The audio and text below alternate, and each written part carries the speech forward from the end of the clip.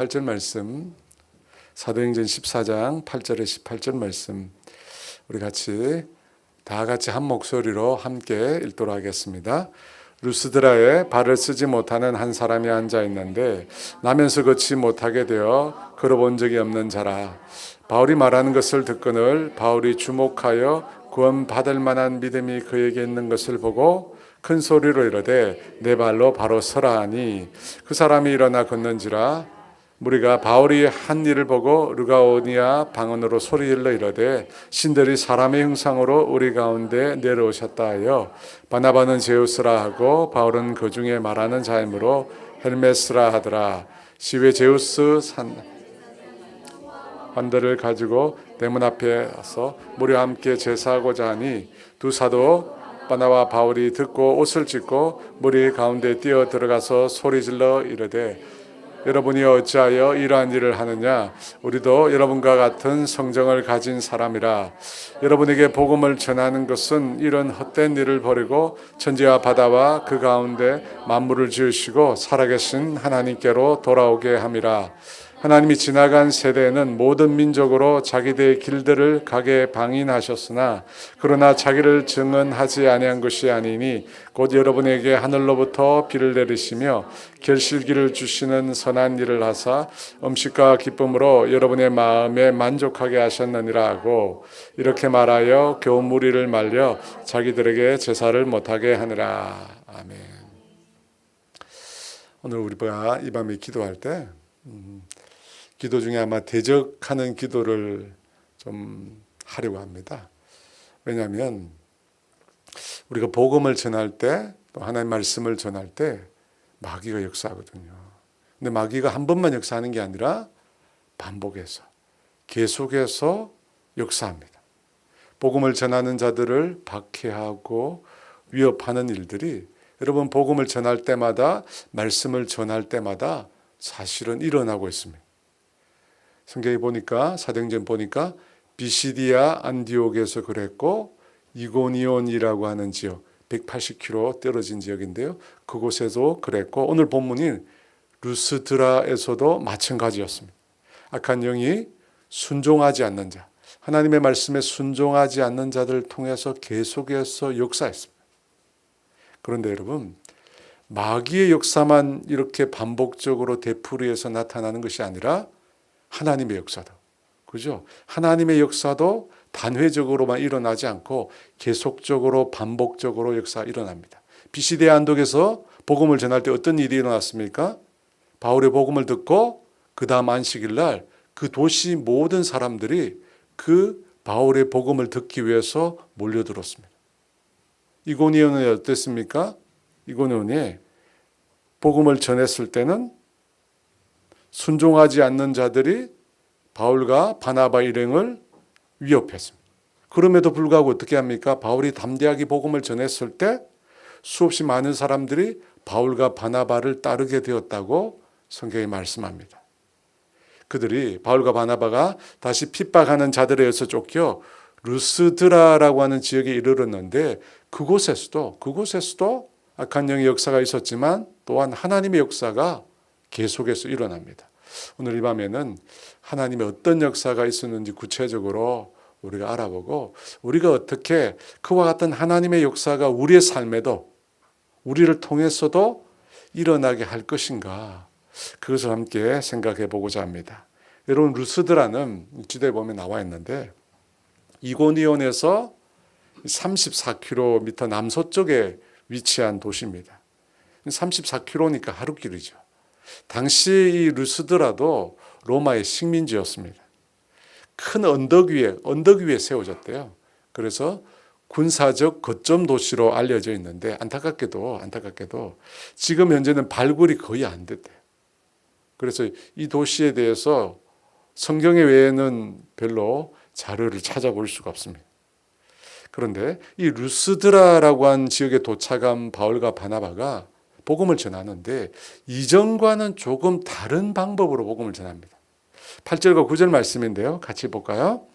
루스드라에 발을 쓰지 못하는 한 사람이 앉아 있는데 나면서 걷지 못하게 되어 걸어본 적이 없는 자라. 바울이 말하는 것을 듣거늘 바울이 주목하여 구원받을 만한 믿음이 그에게 있는 것을 보고.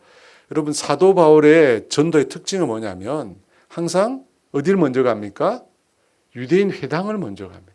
유대인 회당에 가서 먼저 복음을 전합니다. 왜냐하면 이 안식일마다 유대인 회당에서는 설교를 하는데 설교할 수 있는 기회가 부여되거든요.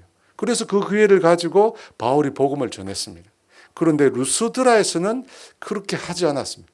성경에 구체적으로 나와 있지 않으니까 왜 유대인 회당에 가지 않았을까 알 수는 없는데 제 생각에는 아마 안식일이 지난 직후에 아마 루스드라에 도착한 것이 아닐까 생각이 듭니다. 그래서 회당이 아니라 어디에서 복음을 전하냐면 광장에서, 아마도 광장 같아요. 광장에서 복음을 전합니다. 그런데 그곳에 어떤 사람이 있었습니까? 발을 쓰지 못하는 한 장애인이 있었다고 합니다. 성경에 나오지 않지만 아마도 광장에 사람들이 많이 모여 있었을 테니까 이 사람이 구걸을 하려고 광장에 나갔던 것 같습니다. 그렇게 구걸을 하러 나갔다가 이 사람이 바울이 전하는 복음을 듣게 된 것입니다. 근데 여러분, 이 사도행전을 기록한 사람이 의사 누가인데, 이 의사잖아요. 의사 누가인데 이 발을 쓰지 못하는 이 사람의 상태에 대해서 아주 자세하게 이야기하고 있어요. 8절 말씀인데요. 같이 읽어볼까요? 루스드라에 발을 쓰지 못하는 한 사람이 앉아 있는데 나면서 걷지 못하게 되어 걸어본 적이 없는 자라. 여러분, 발을 쓰지 못한다라는 말만으로 충분한데 나면서부터 걷지 못한다, 걸어본 적이 없다 라는 말까지 덧붙이고 있습니다. 그러니까 3번을 강조해서 얘기하고 있습니다. 왜 이렇게 강조할까요? 어떤 뜻이 있는 것 같습니까? 이 사람이 걷는 것은 상상할 수도 없는 일이라는 것입니다. 단 한 번도 걸어본 적도 없고 태어나서 걷는 것 자체를 하지 못했기 때문에 이 사람이 걷는 것 자체가 불가능하다는 것입니다. 그걸 강조하고 있어요. 불가능한 사람이라는 것입니다. 그런데 어떻게 됩니까? 9절과 10절 같이 읽습니다. 바울이 말하는 것을 듣거늘 바울이 주목하여 구원받을 만한 믿음이 그에게 있는 것을 보고 큰 소리로 이르되 내 발로 바로 일어서라 하니 그 사람이 일어나 걷는지라. 바울이 말하는 것을 듣기에 바울이 자신이 말하는 것을 그 사람이 듣는 거예요. 그걸 바울이 주목하여 보고 그에게 구원 얻을 만한 믿음이 있다는 것을 바울이 보았습니다. 그리고 바울이 어떻게 합니까? 큰 소리를 질러서 내 발로 바로 일어서라 말을 하니까 그 사람이 그 즉시로 일어서 걷게 되었다는 것입니다. 전혀 걸어본 적이 없는 사람, 태어나면서 단 한 번도 걷지 못한 사람이 일어나 걷게 된 것입니다. 여러분, 놀라운 일이죠. 우리는 성경을 통해서 너무 기적을 많이 봐가지고 너무 많이 봤어요. 너무 많이 봐가지고 이게 너무 익숙해서 별로 감동이 없는데 여러분, 이 사람에게는 정말 일어날 수 없는 일이 일어난 거예요. 그의 기쁨은 아마 말로 표현을 못했을 것입니다. 그런데 여러분, 이 사건이 사도행전 3장에 나오는 사건과 아주 유사합니다. 사도행전 3장. 기억을 더듬어서요. 사도행전 3장에 뭐가 났지? 2장에 성령님이 강림하셨죠. 그리고 3장에 뭐가 있었어요? 3장에 거의 똑같은 사건이 있었습니다. 혹시 성경이 있으신 분은 펼치셔도 돼요. 사도행전 3장 1절에서 8절 말씀인데요. 우리 다 같이 한 목소리로 함께 읽어보도록 하겠습니다.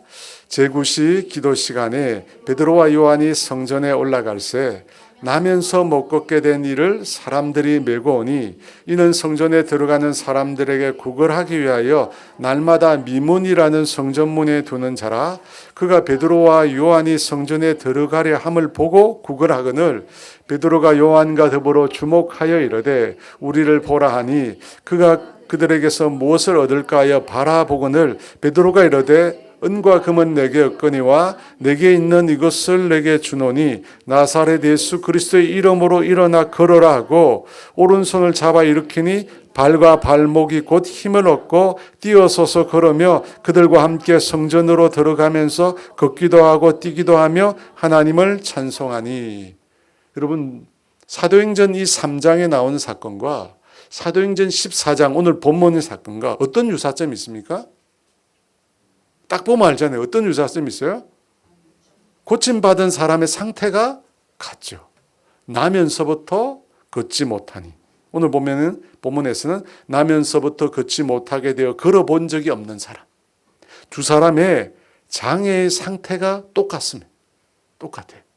근데 여러분 차이점은 뭐죠? 뭐가 다릅니까? 먼저 기적을 일으킨, 기적을 수행한 사람이 달라요. 사도행전 3장에서는 누굽니까? 베드로와 요한입니다. 근데 14장에서는 사도 바울입니다. 사도 바울. 달라요. 또 다른 게 있습니까? 뭐가 다르죠? 알고 있죠. 그냥 말을 안 하시는 거죠. 제가 알고 있습니다. 그죠? 장애를 가진 사람의 행동이 좀 달라요. 사도행전 3장에서는 기도하러 성전에 들어가는 베드로와 요한을 보고 어떻게 합니까? 구걸을 합니다. 구걸을 해요. 그때 베드로가 요한과 더불어 그 사람을 주목하여 보면서 우리를 보라 라고 하니까 이 사람이 뭘 주려고 하는지 다시 한번 구걸하는 눈빛으로 베드로와 요한을 봅니다. 그때 베드로가 은과 금은 내게 없거니와 내게 있는 것으로 너에게 준다고 말하면서 나사렛 예수 그리스도의 이름으로 일어나 걸어라 라고 말하면서 어떻게 합니까? 오른손을 잡아서 일으킵니다. 그죠? 오른손을 잡아 일으켜요. 그러자 그가 걷고 뛰기 시작합니다. 반면에 14장에 보면 바울이 어떻게 합니까? 하나님의 말씀을 전합니다. 말씀을 전하는데 나면서부터 걷지 못하게 되어 걸어본 적이 없는 사람이 어떻게 돼요? 그 말씀을 듣습니다. 그 말씀을 들어요. 그 말씀을 듣는데 바울이 주목하여 보니까 어때요? 그 사람이 구원 얻을 만한 믿음이 그에게 있는 게 보였다는 겁니다. 주목했다는 건 똑같네요. 그죠? 주목했어요. 그리고 바울이 그에게 명령합니다. 일어나 걸어라고. 내 발로 일어나 걸어라고. 그러자 그 사람이 일어나 겁니다. 잡아 일으킨 게 아니에요. 그죠? 내 발로 일어나 걸어라고. 명령만 했는데 그가 일어나 걷게 됩니다. 여러분 똑같이 걷지 못하는 사람이 일어난 사건 같지만 디테일을 보면 조금 달라요. 사도행전 3장에서는 어떤 느낌이 드냐면 좀 더 강권적인, 강제적인 느낌이 듭니다. 그죠? 나면서부터 걷지 못하는 사람이 자신을 구원해 달라고 말하지 않았어요. 고쳐 달라고 말하지 않아요. 그냥 구걸만 했습니다. 구걸만 했어요. 그런데 베드로는 그가 달라는 금과 은은 주지 않고 나사렛 예수의 이름을 선포하면서 그의 오른손을 잡아 일으켜요. 오른손을 잡아 일으키니까 그때 그가 일어나서 걷고 뛰게 되었다고 합니다.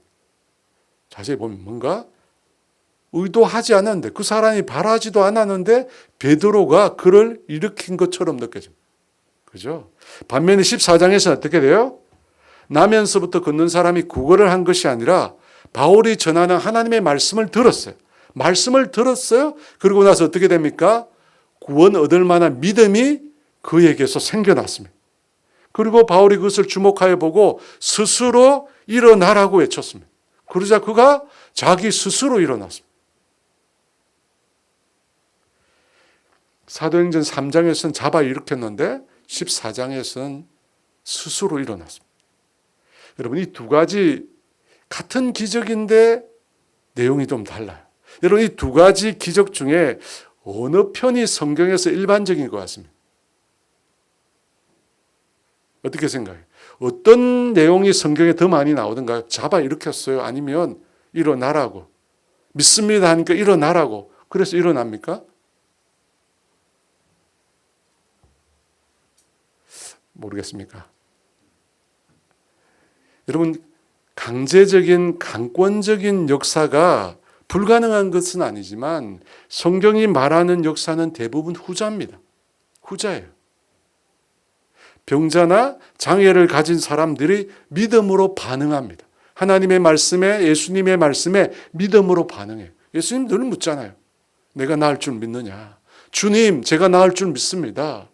믿음이 없을 때는 주님 나에게 믿음이 없습니다. 두려워하지 말라고. 두려워하지 말라고.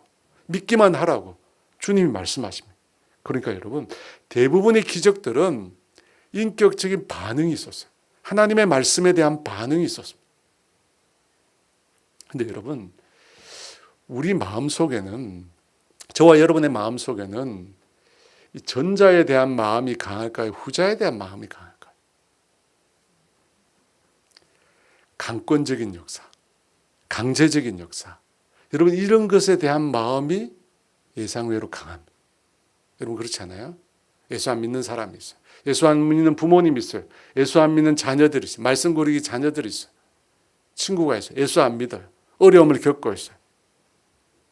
근데 이럴 때 어떻게 하나님이 해줬으면 좋겠습니까?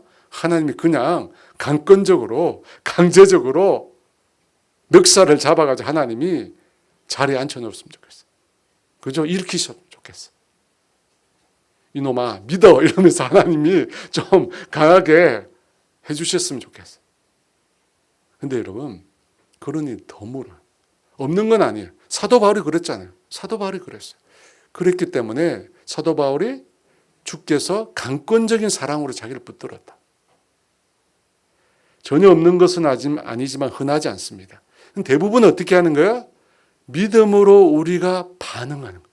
믿음으로 하나님의 말씀에 반응하는 거예요. 여러분, 그래서 기적이 일어나고 예수를 믿게 됩니다. 여러분 기억하십시오.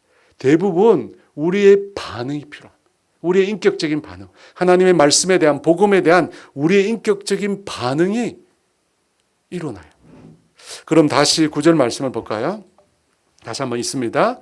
바울이 말하는 것을 듣거늘 바울이 주목하여 구원받을 만한 믿음이 그에게 있는 것을 보고, 여러분, 태어나서 단 한 번도 걸어본 적이 없는 사람이 바울이 말하는 것을 듣고 구원받을 만한 믿음이 생겼다고 했어요. 구원받을 만한 믿음. 여기서 구원받을 만한 믿음이라고 해서 이 구원은 뭘 말할까요? 이것도 생각해 봐요. 뭘 말하는 거지? 영혼이 구원을 얻는 것인가? 아니면 육체가 구원을 얻는 것인가? 어떤 것 같습니까? 모릅니다. 알 수가 없습니다. 두 가지 다 될 수가 있을 것 같아요. 그런데 바울이 그에게 일어서라고 했을 때 지체 없이 일어섰어요. 여러분, 이걸 보면 그가 가진 구원에 관한 믿음 중에 자신이 일어서는 것도 포함된 것 같아요. 근데 일어서라고 했으니까 일어서잖아요. 근데 이 사람의 상황이 어때요? 누가가 3번이나 강조해서 말했습니다. 절대 일어설 수 없는 사람이라. 상상할 수도 없는 사람이라. 그런데 이 사람이 일어설 수 있다는 믿음을 가졌다는 거죠. 대단한 거죠. 그죠? 절대 일어설 수 없는 사람입니다. 상상도 하기 힘든 거예요. 그런데 이 사람이 일어설 수 있는 믿음을 가졌다는 거예요. 놀랍죠, 여러분? 여러분, 어떻게 해서 이런 믿음을 갖게 되었을까요? 어디에서 이런 기적이 시작되었습니까? 바울이 말한 말을 듣는 것에서. 듣는 것에서. 여러분, 성경을 읽어보십시오. 바울이 전한 복음을 들었어요. 복음을 듣고 그것에서 구원에 이르는 믿음이 생긴 거예요. 들음에서 믿음으로.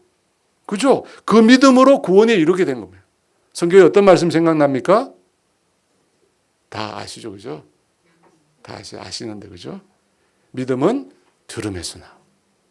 들음은 그리스도의 말씀으로 말미암아. 로마서 10장 17절 말씀인데요. 같이 읽어볼까요? 그러므로 믿음은 들음에서 나며 들음은 그리스도의 말씀으로 말미암았느니라.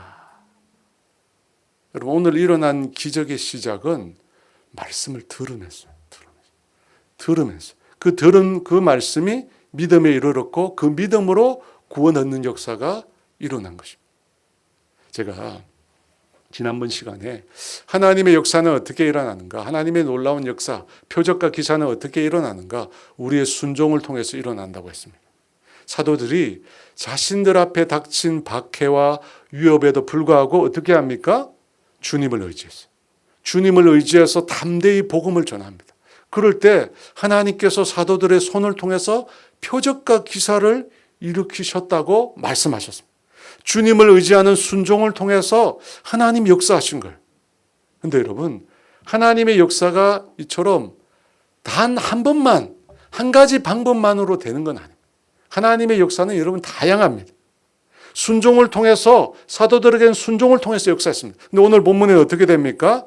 한 번도 걸어보지 못한 사람이 복음을 듣고 믿음을 가짐으로써 하나님의 기적을 체험합니다. 그죠? 복음을 듣고 믿음으로 반응할 때 놀라운 하나님의 기적을 체험합니다. 그러니까 여러분, 단 한 가지 방법밖에 없는 건 아닙니다. 하나님의 방법은 무궁무진합니다. 근데 여러분, 우리가 여기서 한 가지 더 생각해 볼 것은 말씀을 들으면서 기적이 시작됐어요. 그죠? 근데 그 들은 그 말씀을 가지고 구원에 이르는 믿음까지 가는 데 있어서 아무런 단계가 없을까요? 말씀을 듣기만 하면 구원에 이르는 믿음의 저절로 도달할 수 있나요? 어떻게 생각하십니까? 왜 제가 이 질문을 던질까요? 우리가 다 말씀 듣잖아요. 매일 말씀 듣습니다. 그런데 어떻게 돼요? 그 말씀이 믿음으로 가지 못하고 어떻게 해요? 우리 귓가에서 사라질 때가 많거든요. 그러니까 말씀을 듣는다고 저절로 믿음이 생기는 게 아닌 거예요. 중간에 뭐가 있는 거예요. 중간에 뭔가 있는 거예요. 그런데 중요한 건 여러분 뭡니까? 말씀을 듣고 그 말씀을 들은 데서 믿음까지 이르면 어떻게 되죠? 하나님의 역사가 일어나거든요. 말씀을 듣고 들은 그 말씀이 나의 믿음까지, 하나님에 대한 믿음까지 이르면 역사가 일어나요. 근데 중요한 게 뭐냐면 들은 이 말씀이 믿음까지 못 가고 중간에 다 우리가 잃어버린다는 거예요. 그렇다면 여러분, 들은 이 말씀이 믿음에까지 이르기 위해서 우리가 해야 할 일은 뭘까요? 어떻게 하면 우리가 들은 이 말씀이 하나님을 향한 믿음에 이르러서 하나님이 우리의 삶 가운데 일하시도록 하는 역사까지 이르게 할 것인가? 네 가지 밭에 비유해 보면 결실하는 밭은 어떤 밭인지를 말하고 있습니다. 결실한 밭은 어떤 밭이냐면 받은 말씀을 듣고 그것을 지키어 인내로 결실한다. 누가복음 8장 15절 말씀 같이 읽어볼까요? 좋은 땅에 있다는 것은 착하고 좋은 마음으로 말씀을 듣고 지키어 인내로 결실한. 여러분이 보면 말씀을 듣고 인내로 지켰다고 합니다. 이 지키다는 말은 무슨 뜻일까요? 순종이 아니에요. 성경에 보면 순종이 아니고 영어로 keep이라는 말, keep. 내가 들은 그 말씀을 빼앗기지 않도록 지켰다. 마치 골키퍼가 그죠? 자기 편의 골문을 지키듯이 그 말씀을 내가 지킨 거예요. 그 말씀을 지켜서 들은 말씀이 빼앗기지 않도록 했다는 것입니다. 여러분, 우리가 말씀을 지켜야 돼요. 들은 말씀을 내가 간직해야 돼요. 들은 말씀을 내가 품어야 돼요. 왜 그렇습니까? 자꾸만 잃어버리거든요. 자꾸만 우리가 들은 말씀을 잃어버려요. 어떻게 잃어버리죠? 여러 가지 경우가 있는데 대부분 마귀가 우리를 미혹해요. 우리가 말씀을 듣잖아요. 말씀을 듣고 내가 이 말씀대로 살아야지. 이 말씀 내가 간직하고 살아야지 라고 생각하는데 그때 마귀가 귓가에 대고 싹 말을 야, 그것대로 살아도 안 돼. 그죠? 너가 말씀대로 진짜 됐다면 너 여기 있겠어? 들은 대로 안 돼. 다른 방법이 있거든. 여러분, 이런 생각들을 우리 속에 많이 심겨요. 이런 생각들을 많이 심겨요. 분명히 오늘도 마찬가지. 오늘도 분명히 목사님 말씀을 듣고 열심히 기도했어요. 근데 집에 가서 잘 때 되면 생각이 또 분명히 그렇게 말씀하셨는데 잘 때 되면 생각이 또 그죠? 약해지면. 그리고 아침에 일어나면 어떻게 됩니까? 완전히 목사님 뭐라고 말씀하셨지? 기억이 안 납니다. 기억이 안 나요. 여러분, 말씀을 듣고 여러분 그 말씀을 지켜서 그 말씀이 믿음의 자리에까지 나아가면 하나님의 역사가 일어나요. 그죠? 갈렙이 그랬지. 갈렙이. 여러분, 정탐꾼으로 그가 하나님 앞에 충성스럽게 신실하게 행했습니다. 그러니까 하나님이 그에게 약속을 주셨어요. 어떤 약속입니까? 너가 밟는 땅을 영원히 너와 내 자손에게 주리라. 여러분, 갈렙이 그 말씀을 어떻게 합니까? 그 말씀을 지켰어요. 몇 년을요? 45년을 지켰습니다. 혹시 나이가 45 되신 분 있습니까? 그 세월만큼 지킨 거예요. 살아온 세월만큼. 엄청난 시간이 흘렀죠. 갈렙이 뭐라고 이야기하느냐? 여호수아 14장 9절에서 12절 같이 읽어볼까요? 그날에 모세가 맹세하여 이르되 내가 내 하나님 여호와께 충성하였은즉 내 발로 밟는 땅은 영원히 너와 내 자손의 기업이 되리라 하셨나이다. 이제 보소서, 여호와께서 이 말씀을 모세에게 이르신 때로부터 이스라엘의 광야에서 방황한 이 45년 동안을 여호와께서 말씀하신 대로 나를 생존하게 하셨나이다. 오늘 내가 85세로 돼 모세가 나를 보내던 날과 같이 오늘도 내가 여전히 강건하니 내 힘이 그때나 지금이나 같아서 싸움에나 출입에 감당할 수 있으니 그날에 여호와께서 말씀하신 이 산지를 지금 내게 주소서. 당신도 그날에 들으셨거니와 그곳에는 아낙 사람이 있고 그 성읍들은 크고 견고할지라도 여호와께서 나와 함께 하시면 내가 여호와께서 말씀하신 대로 그들을, 여러분 45년이 지나지만 말씀하신 대로 자신의 마음에서 그 말씀을 놓치지 않았어요. 그죠? 하나님 약속하신 말씀. 너와 내 자손에게 내가 밟는 땅을 내가 주리라. 주님 말씀하신 대로 45년 지났지만 말씀하신 대로 이제 그 산지를 저에게 주십시오. 여러분, 한두 번 간구하고 쉽게 포기하지 마세요.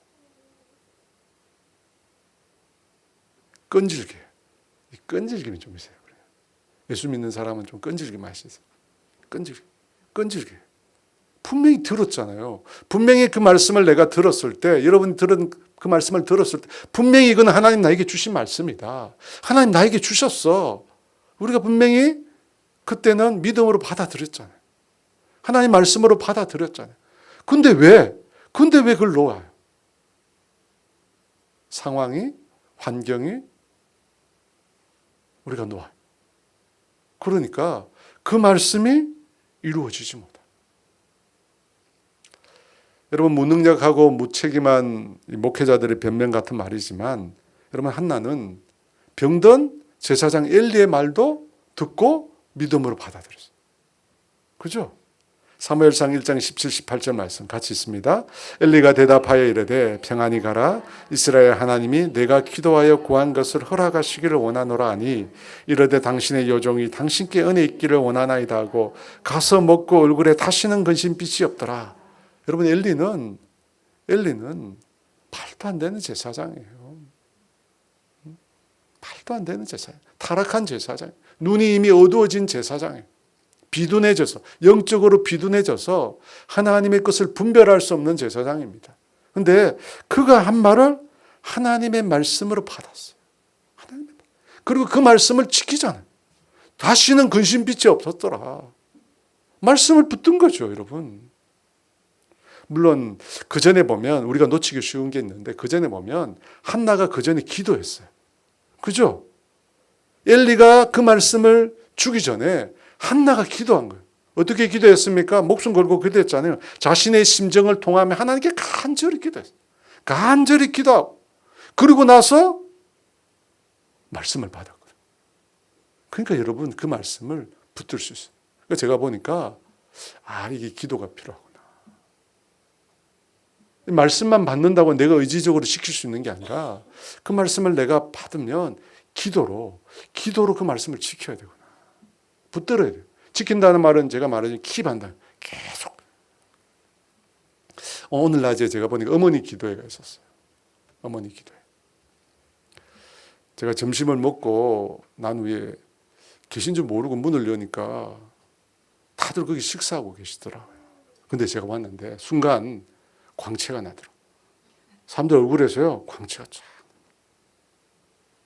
그래서 제가 깨달아서, 기도가 사람을 예뻐지게 하는구나. 믿죠? 기도가 사람을 예뻐지게 하는구나. 제가 느꼈습니다. 여러분 시험해 보세요. 기도하고 말씀. 그 여의도 보면 아주 큰 교회가 있는데, 여의도에 아주 큰 교회. 요즘엔 그렇게 하는지 모르겠는데 제가 옛날에 얘기를 들어보니까 그 교회는 목사님이 신방하기 전에 1시간 전에 모인대. 2시에 신방 가면 1시에 그 신방 가는 집에 구역장을 비롯해가지고 다 모인대. 쫙 모여가지고 1시간 동안 뭐 하냐? 찬양하고 기도한대. 1시간 동안 찬양하고 기도. 근데 목사님 와가지고 10분 말씀 전하고 간대요. 근데요, 그러고 나면 기적이 일어나.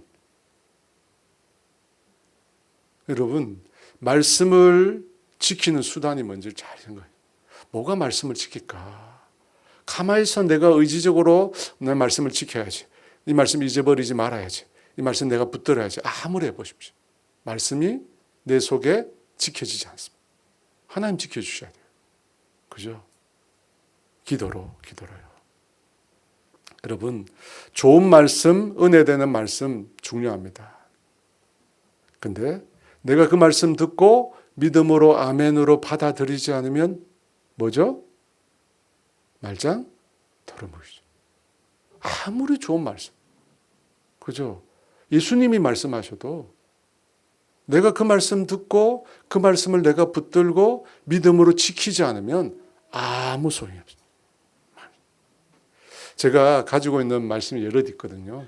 저는 막 쟁겨놓고 이렇게 가지고 있는데 그 중에 한 말씀이 엘리야의 기도예요. 엘리야의 기도. 열왕기상 18장 36, 37절 말씀. 선지자 엘리야가 나아가서 말하되 아브라함과 이삭과 이스라엘 하나님 여호와여 주께서 이스라엘 중에서 하나님이신 것과 내가 주의 종인 것과 내가 주의 말씀대로 이 모든 일을 행하는 것을 오늘 알게 하옵소서. 여호와여 내게 응답하옵소서. 내게 응답하옵소서. 이 백성에게 주 여호와는 하나님이신 것과 주는 그들의 마음을 되돌리키심을 알게 하옵소서. 지난주에도 제가 말씀했는데요. 저는 이 말씀을 늘 품고 있습니다. 내가 주의 종인 것과 내가 하나님의 뜻대로 늘 행하는 것을 알게 해주십시오. 그래서 주님 응답해달라고. 또 있는데 에스겔 골짜기의 마른 뼈의 환상에 관한 말씀을 늘 품고 있습니다. 에스겔 37장 9절에 10절 말씀 같이 읽어볼까요? 또 내게 이르시되 인자야 너는 생기를 향하여 대언하라. 생기에게 대언하여 이르기를 주 여호와께서 이같이 말씀하시기를 생기야 사방에서부터 와서 이 죽임을 당한 자에게 붙어서 살아나게 하라 하셨다 하라. 이에 내가 그 명령대로 대언하였더니 생기가 그들에게서 들어가매 그들이 곧 살아나서 일어나 서는데 극히 큰 군대더라.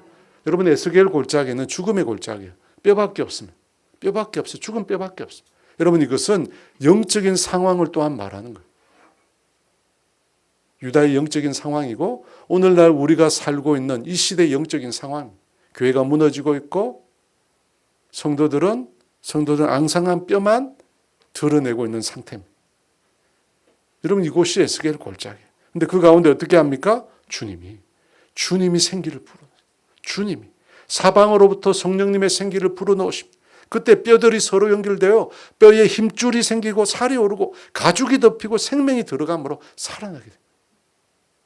저는 이 환상을 늘 마음에 품고 기도해요. 왜냐하면 우리가 보는 상황이 여러분 낙심되는 상황이죠. 우리가 바라보는 우리 여건과 우리 주변에 있는 상황들이 우리를 낙심하게 만들어요. 그런데 어떻게 됩니까? 주님이 생기를 불어넣으면 그 죽었던 것들이 살아나게 돼요. 주님이 성령의 생기를 불어넣으면 그 죽어버렸던 것이 다시 소생하게 되는 것입니다. 그래서 이 말씀 늘 품고 있는 거예요. 이 말씀을 품어야 낙심하거나 절망하지 않거든요. 이사야 60장 22절 말씀도 마찬가지입니다. 같이 읽어볼까요?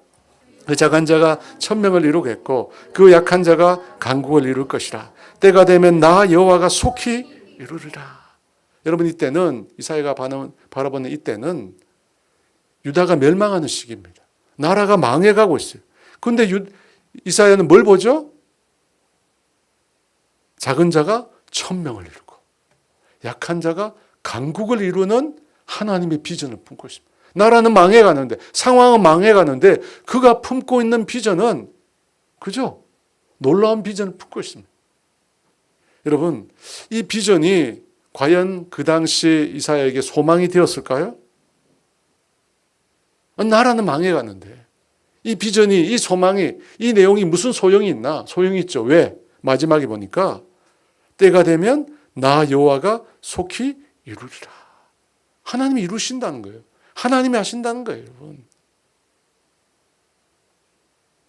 여러분, 하나님의 말씀은 반드시 하나님의 역사를 이룹니다.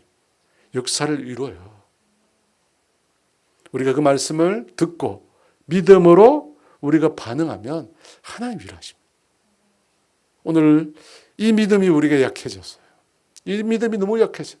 하나님의 말씀을 듣고 그 말씀에 내가 믿음으로 반응하면, 그 말씀을 지켜 믿음으로 반응하면 하나님이 반드시 우리의 삶 가운데 역사하신다 라고 하는 이 믿음이, 이 내용이 우리 신앙에서 너무 약해졌어요. 약화됐어요. 그러니까요, 말씀이 중요하게 안 들리죠. 안 들려. 여러분, 하나님은 불가능을 가능으로 만드실 것입니다. 우리 눈에 전혀 생각하지도 못한 일들을 이루시는 분이십니다. 왜 그렇습니까? 그분은 세상 모든 만물을 창조하신 분이십니다. 불가능이 없으신 분, 무에서 유를 만들어내신 분이십니다. 나면서부터 걷지 못하는 사람의 기적의 시작은 무엇인가? 바울이 말한 것을 듣는 것이었습니다. 들으면서 믿음이 됐고 그 믿음에서 구원에 이르게 된 것입니다. 그런데 여러분, 그런 놀라운 기적이, 구원의 기적이 일어나는 동안에 사도 바울이 한 일은 뭡니까? 사도 바울은 어떤 일을 했어요? 사도 바울은 어떻게 쓰임 받았습니까? 제일 첫 번째 중요한 것은 말씀을 전했죠. 하나님의 생명의 말씀을 전했습니다. 그 다음 무엇을 했죠? 그 다음 그 사람을 주목했어요. 하나님의 말씀을 전할 때 그 말씀을 듣고 있는 그 사람을 주목해서 보았습니다. 그리고 나서 큰 소리로 명령을 내립니다. 내 발로 바로 일어서라. 여러분, 만약 오늘 본문에서 바울이 없었다면, 여러분, 바울이 없었다면 단 한 번도 걸어본 적이 없는 사람이 과연 걷게 되었을까요? 바울이 없었다면. 아니잖아요. 바울이 있었습니다.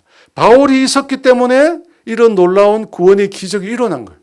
바울이 없었다면 일어날 수 없어요. 바울이 있었기 때문에 바울이 하나님의 도구로, 하나님의 통로로, 기적의 통로로 바울이 사용된 겁니다. 그죠? 바울이 없었다면 이런 일이 일어나지 않아요.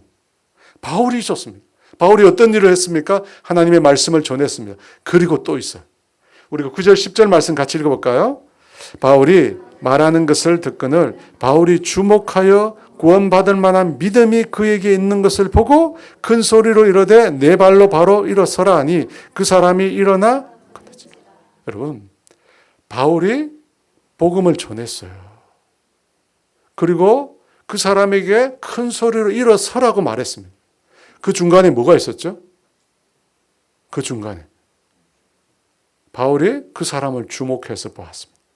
그리고 그에게 뭐가 있는 걸 발견했어요? 구원 얻을 만한 믿음이 있다는 사실을 발견했습니다. 사도행전 3장에도 보면 베드로와 요한이 구걸하는 사람을 볼 때 주목했다고 해요. 주목했다. 사도 바울도 주목해서 보았는데 그에게 구원받을 믿음이 있다는 사실을 발견한 거예요. 알았던 것입니다. 그리고 나서 명령한 것입니다. 여기서 주목하다는 말이 그래서 중요해요. 주목하다는 말이 뭐냐면 아테니조라는 말이에요. 아테니조. 여러분, 이 말이 무슨 뜻이냐면 한 곳을 뚫어지게 보다, 마음을 다해서 집중해서 보다, 쉽게 기억하려면 돋보기로 빛을 모으듯이 강하게 바라보다는 뜻입니다. 근데 이 주목하다는 말이 사도행전 13장 8절에 10절에도 나와. 8절에서 9절 말씀 먼저 한번 읽어볼까요? 이 마술사, 같이 있습니다. 이 마술사 엘루마는 이 이름을 번역하면 마술사라 그들을 대적하여 총독으로 믿지 못하게 임쓰니 바울이라고 하는 사울이 성령이 충만하여 그를 주목하고 바울의 첫 번째 선교지가 사이프러스 섬이었는데요. 그곳에서 로마 총독 스기오 바울이라는 사람을 만나게 됩니다. 그 바울에게 그 당시는 사울이었죠. 복음을 전합니다. 그런데 그 옆에 있는 바예수라는 거짓 선지자가 어떻게 해요? 그 스기오 바울이 복음을 듣지 못하도록 계속 방해를 합니다. 그걸 보고 사도 바울이 그 바예수를 주목합니다. 뚫어지게 쳐다봐요. 그리고 나서 그의 영적인 상태에 대해서 이렇게 말합니다. 10절 말씀입니다. 같이 읽어볼까요? 이르되 모든 같이 있습니다. 이르되 모든 거짓과 악행이 가득한 자요 마귀의 자식이요 모든 의의 원수요 주의 바른 길을 굽게 하기를 그치지 아니하겠느냐. 여러분 잘 보세요. 사도 바울이 바예수를 주목했어요. 뚫어지게 봤어요. 그리고 난 다음에 어떻게 됩니까? 그 바예수의 영적인 상태에 대해 정확하게 얘기합니다. 거짓과 악행이 가득하고 마귀의 자식이고 의의 원수고 주의 바른 길을 굽게 하는 자. 사도 바울이 바예수의 영적인 상태를 완전히 간파한 거예요. 간파했어요. 간파하고 난 다음에 그를 향하여 주님의 이름으로 저주를 내립니다. 그래서 그 앞을 보지 못하게 되죠. 여러분 마찬가지로 지금 바울이 나면서부터 걷지 못하는 사람을 주목할 때 어떻게 돼요? 그의 지금 영적인 상태를 바울이 보게 된 거예요. 바울이 보게 된 거예요. 그에게 구원받을 만한 믿음이 있다는 것을 보게 된 거예요. 여러분 만약에 보지 못했으면 어떻게 됐을까요? 보지 못했으면 어떻게 선포해요? 그렇지 않아요?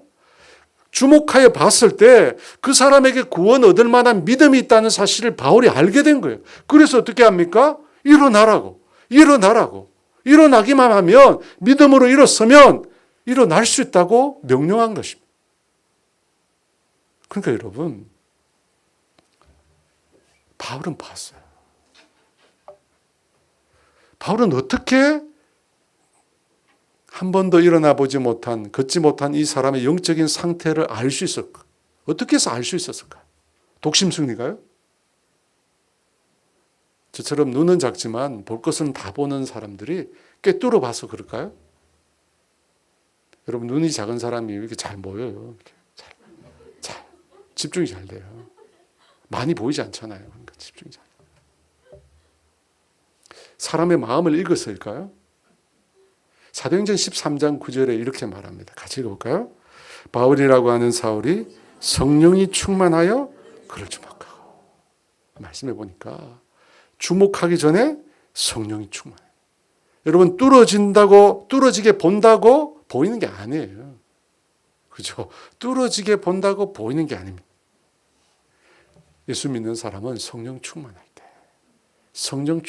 때 성령님을 통해서 영혼의 상태를 알게 돼요.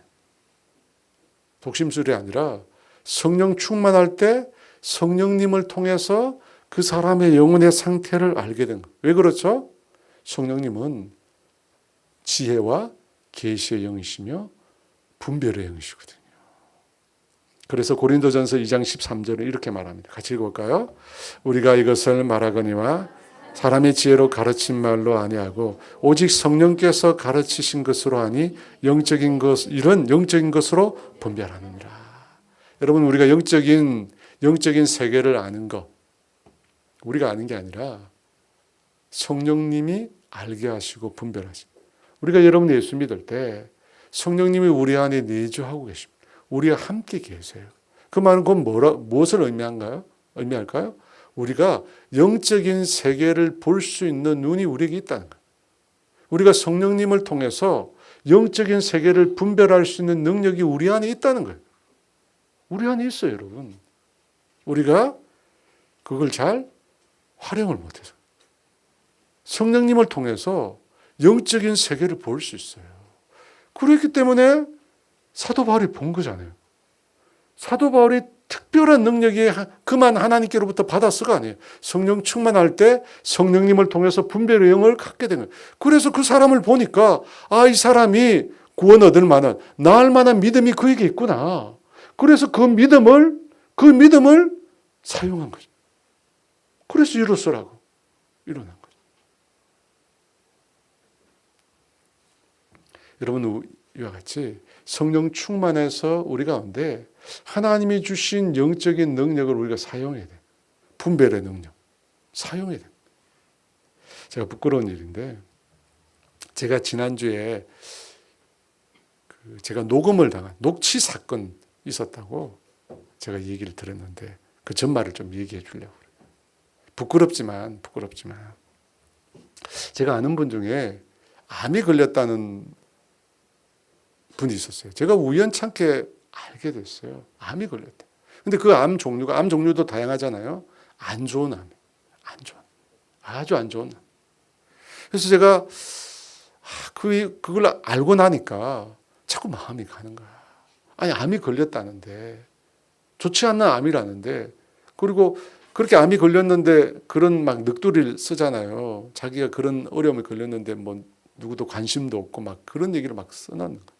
그래서 내가 마음이 안 좋았어요. 그래서 그분한테 전화를 했어요. 그리고 제가 그분을 찾아갔어요. 암이 걸렸으니까. 가서 제가 얘기를 들어주고 기도해 주러 갔거든요. 근데 얘기를 듣다 보니까 자기가 걸린 암에 관한 얘기뿐만 아니라 딴 얘기를 하는 거예요.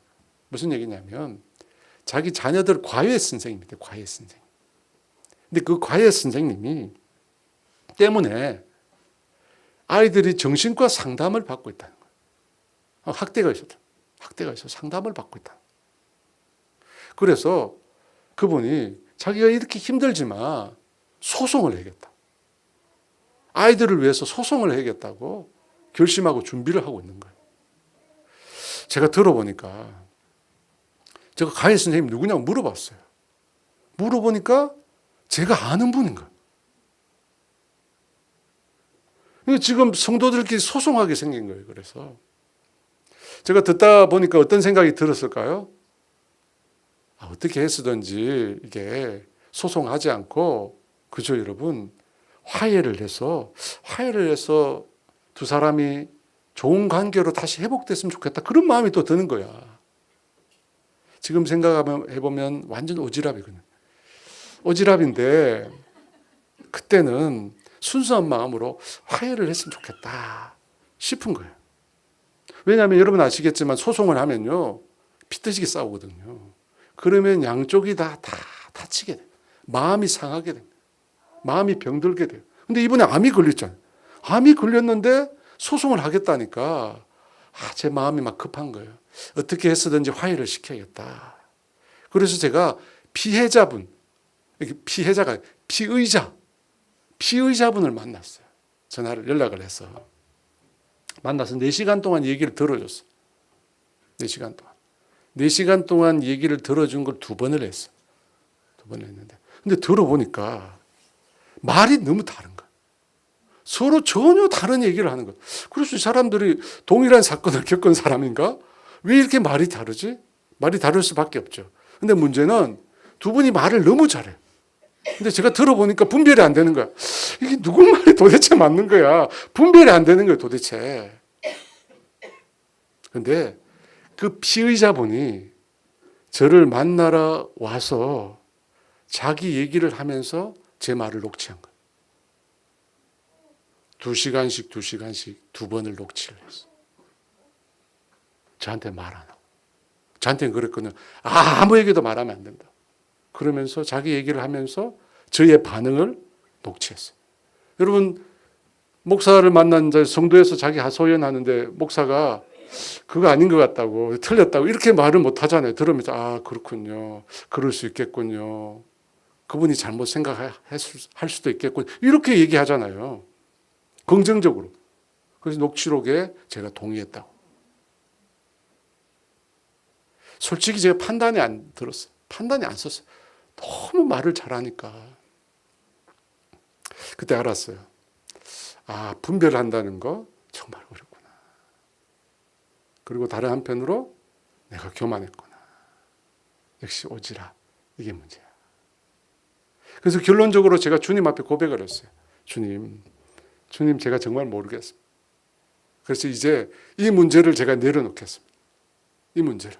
이 두 사람을 이제 지금부터는 만나지 않겠습니다. 제가 결정을 했어요. 그러면서 주님 잘못된 것을 드러내 주십시오.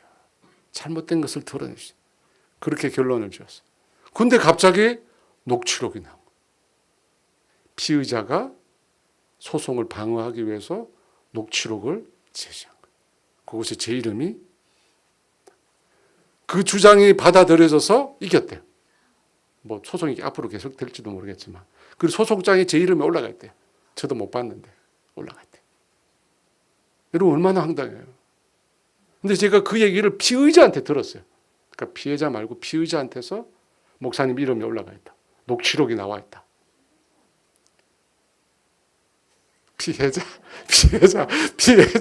피해자한테 들었어요. 그 암 걸리신 분한테 들었어요. 그분하고 제가 막 얘기했어요. 제가 생각했던 얘기, 제가 내린 결론에 대해서 막 얘기했어요. 근데 말미에 이분이 죄송하다고 그러면서 저랑 방금 통화한 걸 또 녹취했대.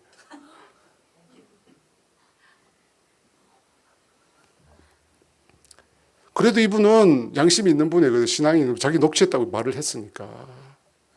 저한테 그러더라고. 목사님 이거 써도 되겠습니까? 그런 거. 그래서 제가 이 녹취록이 집사님의 소송에서 이득이 될 수 있겠지만 제가 볼 때 하나님의 방법이 아닌 것 같다. 하나님의 방법이 아닌 것 같다. 모르겠어요. 그분도 쓸 수 있을 것 같아요. 근데 느낌은. 또 제 이름이 올라가겠죠? 나중에 법원에서 부를 수도 있습니다. 법원에서 부를 수도 있습니다. 제가 그 일을 당하면서 참 씁쓸했어요. 그죠? 씁쓸했어요. 저거 완전히 놀아난 거잖아요. 완전히 놀아났어요. 그 피의자는 처음부터 녹음을 준비하고 온 거예요. 선한 마음으로 돕고자 했는데 그런 일을 당하고 나니까 한편으로는 저 자신이 부족하다는 걸 느끼기도 하고 또 자괴감도 생기고, 이게 무슨 일인가 도대체. 참 영적으로 참 깨어 있어야겠구나. 제가 왜 얘기할까요? 여러분 정말 분별이 필요한 시대. 여러분 그렇지 않아요? 정말 우리가 매일매일 우리가 만나는 사람, 우리가 행하는 일들, 우리가 하는 선택, 결정, 정말 많은 일들 가운데 여러분 우리가 분별이 필요하구나. 우리 분별을 하지 못해서 미혹된 길로, 잘못된 길로 너무 쉽게 넘어집니다. 그런데 오늘 말씀해 보니까 우리 신앙인의 분별은 성령 충만, 하나님의 영으로 충만해서 하나님의 인도함을 받아야 돼요. 로마서 12장 2절에 이렇게 말씀합니다. 같이 읽어볼까요? 너희는 이 세대를 본받지 말고 오직 마음을 새롭게 함으로 변화를 받아 하나님의 선하시고 기뻐하시고 온전하신 뜻이 무엇인지 분별하도록 하라. 여러분 주님이 분별하래. 이 세대를 정말로 하나님이 원하시는 기뻐하신 뜻이 무엇인지 우리가 분별해. 여러분 그러기 위해서 우리가 기도해야 돼. 그러기 위해서 우리가 늘 성령 충만 구해야 돼. 하나님 내가 어떻게 행해야 됩니까? 주님 내가 내 일을 알지 못합니다. 주님 나는 지혜가 부족합니다. 하나님 알게 해주세요. 여러분 이런 분별의 능력, 성령님의 능력이 필요합니다. 바울이 그렇게 성령 충만하니까 어떻게 해요? 한 영혼을 구원하게 됩니다. 그죠? 그 영혼의 상태를 알게 되니까, 그 영혼의 고통의 상태, 그 영혼의 믿음의 상태, 그 영혼의 영적인 상태를 알게 되니까 구원의 통로로 쓰임을 받게 됩니다. 여러분, 저와 여러분도 그렇게 됐으면 좋겠어요. 그죠? 바울만 이렇게 쓰임 받을 수 있는 거 아닙니다. 우리 모두가 누군가에게, 그죠? 목회자만 그런 거 아니에요. 여러분 모두가 다 누군가에게 분별의 능력을 통해, 성령님의 능력을 통해 그 사람을 옳은 길로, 올바른 길로, 주님이 원하시는 길로 이끌 수 있습니다. 그럴 때 우리가 주님의 통로로 한 영혼을 건져내는 그런 통로가 될 수 있습니다. 그렇게 우리 모두가 되기를 주의 이름으로 축원합니다.